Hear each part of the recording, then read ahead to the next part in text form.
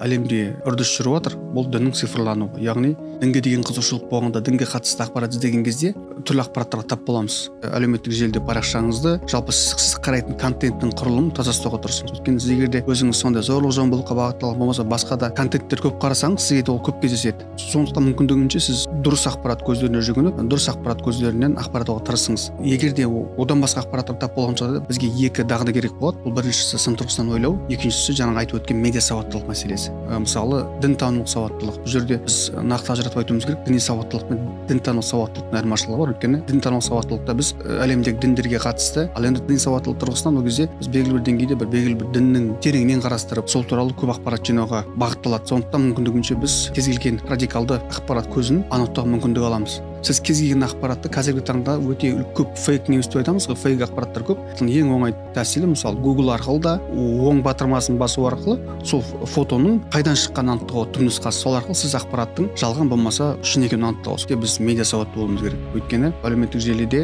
радикалды топтар, аккаунттарды зерделейді. Соның ішінде күйзелістегі әлеуметтік желіде өзінің барлық өміріндегі өзгерістерін, эмоцияларын білдіретін тұлғаларды солармен байланысқа түсу арқылы, соларға жалпы жылы сөйлеп түрлі психологиялық арбау әдістерін пайдалану арқылы бір сенімділік ұялатып, өз қатарларына, өз санаттарына қосады. Жалпы әлеуметтік желіде мүмкіндігінше өздеріңіздің ішкі эмоцияларыңызды, ішкі толқыныстарыңызды әлеуметтік желіге емес, бірінші кезекте өздеріңіздің жақындарыңызға, ата-аналарыңызға, бауырларыңызға, достарыңызға, болмаса ұстаздарыңызға бөліскен дұрыс. Өйткені әлеуметтік желі ол үлкен кеңістік.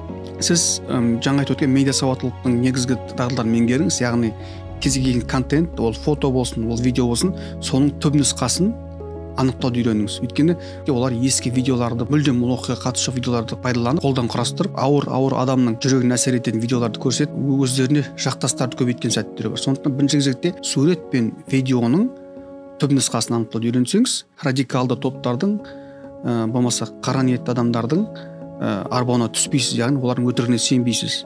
Егер сіздің жақындарыңыз деструктивті ағымдардың ықпалына түссе, немесе зардап шеккен болса, бізге конфессияаралық қатынастарды талдау және дамыту орталығына хабарласуды сұраймыз.